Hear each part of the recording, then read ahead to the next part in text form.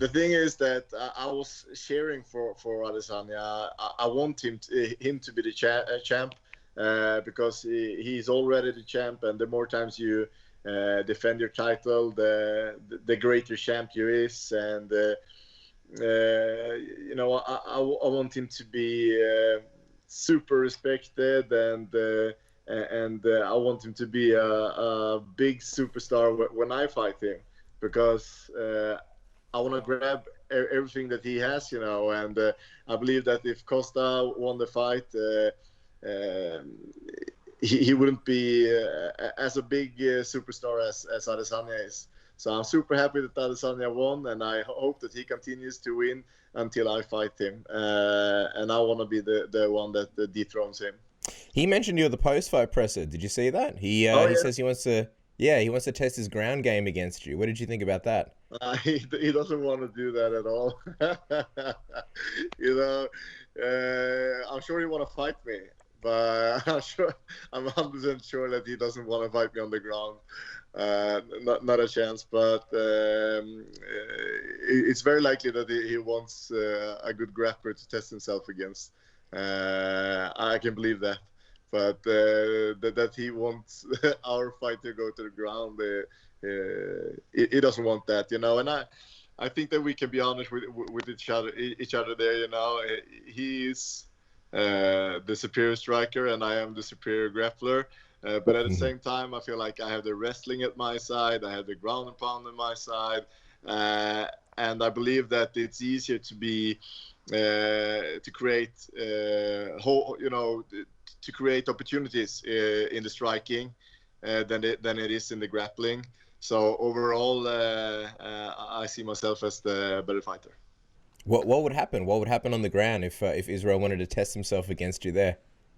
I don't think he can hang with me there, you know. The grappling is not as quick and dynamic as the striking. It goes slower, you know, and I'm going to have 100% control in all the situations down there.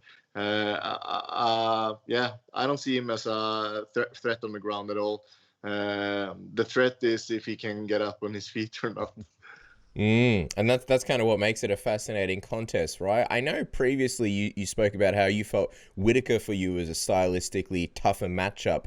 I'm wondering, after this Costa fight, do you keep that stance? Do you still feel Israel is somewhat of an easier matchup than Whittaker? And did you learn anything about Israel from this Costa fight? Kind of wasn't really that long, but as a fighter, when you were sitting there with, I don't know if you have a note and pen paper, but did you learn anything about Israel? Yeah, you know, he's even greater than I thought, and he's amazing at what he do. But I still feel that Whittaker is probably a harder matchup for me, and that is just because I know what kind of striking styles that I have a problem with in training. And that's why. So I believe that Whittaker is the hardest fight, and you know, it probably doesn't matter how amazing Adesanya looks. I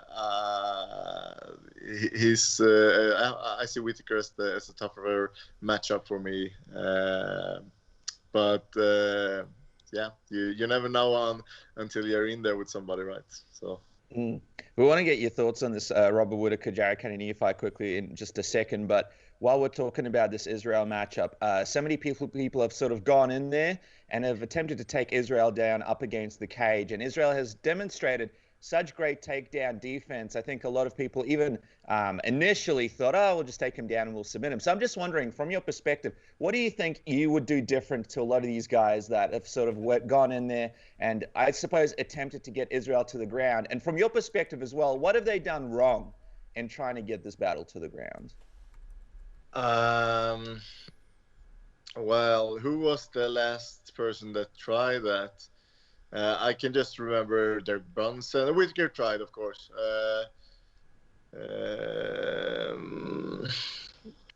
I can't remember the situations exactly, but it's probably just a timing thing, you know.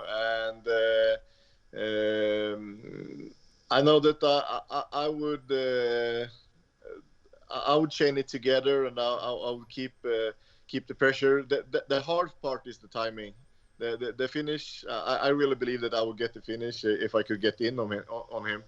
But he has good footwork. His change of direction is good, and it's hard to get that timing and to close that distance. So I think that would be the most important part for me to train on for a fight like that. But if I get a hold of him, I'm pretty sure that I will take him down. You just need to use the right tool there. I believe that both Brunson and Whittaker were too far away when they shot, and they didn't get the good entrance, and that's why they couldn't finish. And I mean, striking wise, I know you mentioned that Robert Whittaker is a tougher matchup in the striking department, you believe, for yourself. I'm just wondering, what mistakes do you think people make when they stand up against Israel Adesanya? It feels like so many opponents sort of misjudge him before they get in the octagon and get surprised when they're in there with him. I know you've mentioned that you've got training partners, and it's a striking style that you're sort of a bit more familiar with. Do you mind shedding a little bit of light for us in that regard as well? Yeah, I think you can't try to read him too much. Adesanya has a lot of feints, and he's extremely quick as well. So if you try to read him too much, it's gonna be hard.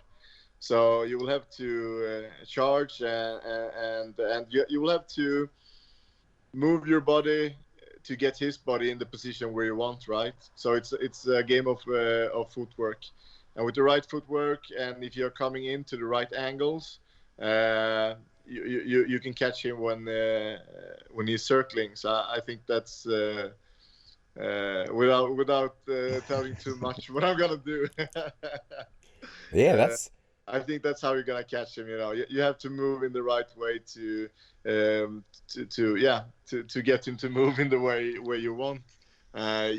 Don't stand in front of him. Don't stand still, and don't try to read him. That's what you shouldn't do. And then what you should do, you'll have to wait and see when I fight him.